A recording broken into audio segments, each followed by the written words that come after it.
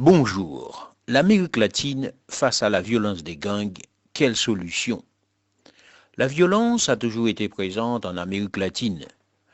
Deux États nous intéressent pour cette chronique aujourd'hui.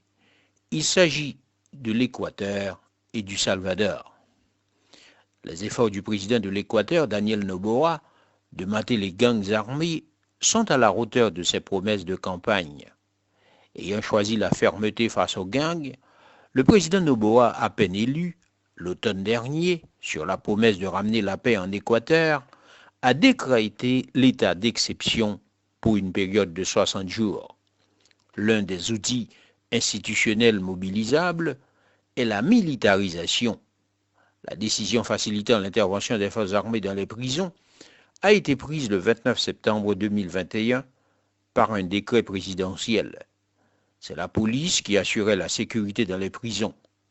Mais suite à une vendetta sanglante qui a opposé le 28 septembre 2021 dans un centre pénitentiaire de Guayaquil, où 119 détenus ont été tués par des bandes armées, l'armée est l'ultime instrument permettant au président équatorien de reprendre en main une situation devenue incontrôlable. L'armée équatorienne, depuis, dispose des pouvoirs étendus qui portent des coups sévères aux groupes criminels. Au-delà de cette militarisation, la cible des groupes de narcotrafiquants comme étant des agents terroristes entre guillemets donne une autre dimension à la politique défensive équatorienne. Faut-il voir dans cette politique une quelconque influence de la méthode du président du Salvador?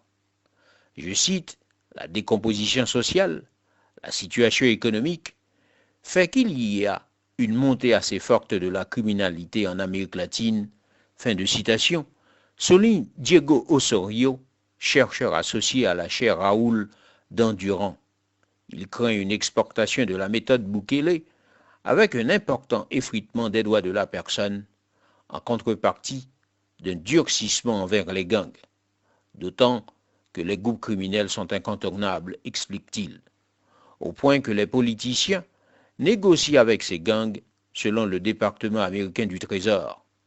Un rapport de décembre 2021 notamment faisait état de tractations entre le gouvernement salvadorien et les gangs MS-13 et Barrio 18 pour une diminution des violences en échange d'incitatifs financiers, mais pour aussi un appui politique. Mais le président Bukele a toujours nié que de telles négociations aient eu lieu entre son administration et les groupes criminels. Les présidents salvadoriens ont toujours essayé l'approche de la négociation, affirme M. Osorio. Ils ne vont pas le reconnaître, dit-il, mais des pactes auraient permis une diminution de la criminalité, ajoute le chercheur. Depuis plus de 20 ans, il faut le rappeler, le Salvador fait face à la terreur des gangs. 87 meurtres en l'espace d'un week-end attribués aux Maras avant l'arrivée de Nayib Bukele.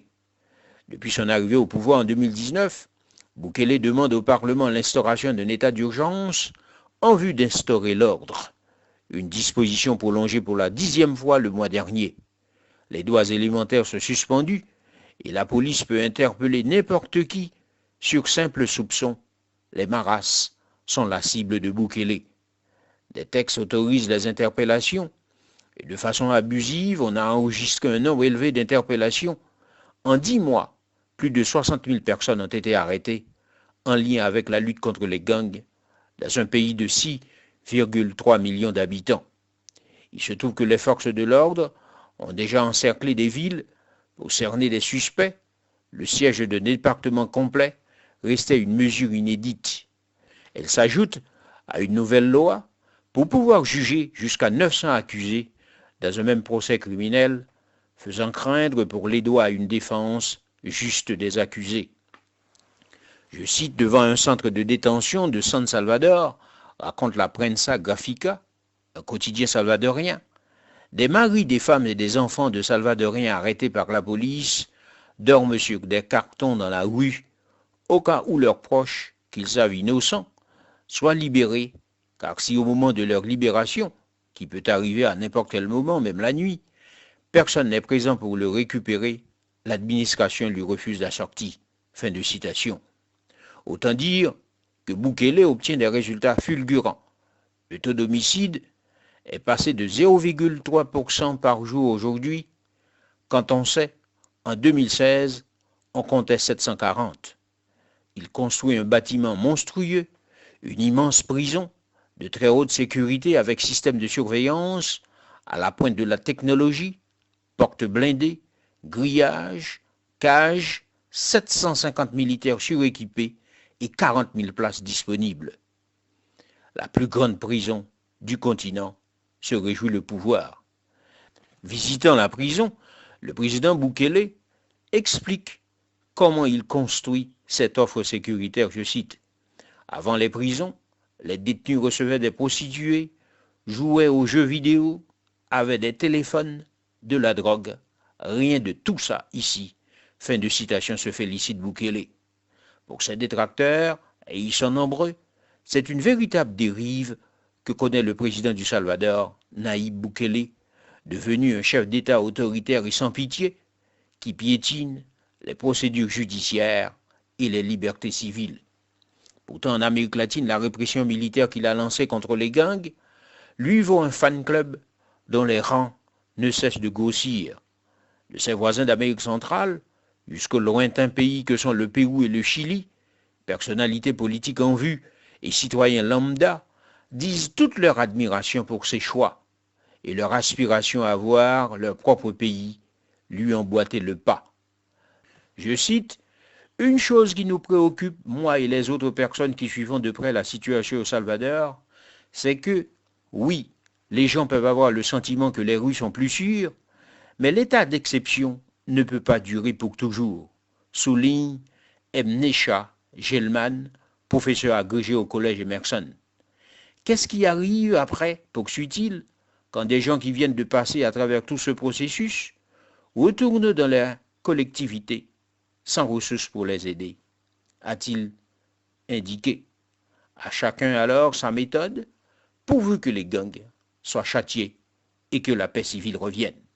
En Haïti, la couardise, la lâcheté et la paresse justifient des appels du pied que lance le gouvernement méprisant d'Ariel Henry à la communauté internationale, gouvernement soutenu par le K-Group et les démocraties occidentales. Ce gouvernement n'éprouve aucune gêne d'implorer la pitié de ces Occidentaux, je cite. Le peuple haïtien n'en peut plus. Je souhaite que cette fois-ci soit vraiment la dernière, avant le déploiement sur le terrain d'une force multinationale d'appui à la sécurité, autorisée par le Conseil en octobre, a soutenu le ministre haïtien des Affaires étrangères, Jean-Victor Généus. Il poursuit, le peuple haïtien a assez souffert de la barbarie des gangs armés. Chaque jour qui passe sans cet appui tant espéré, c'est un jour de trop que nous vivons dans l'enfer des gangs. Fin de citation. Mais ce que ne comprend pas encore le ministre haïtien, les Occidentaux n'ont rien à foutre de la détresse des populations haïtiennes. Jacques Nézi, Radio Cosmos.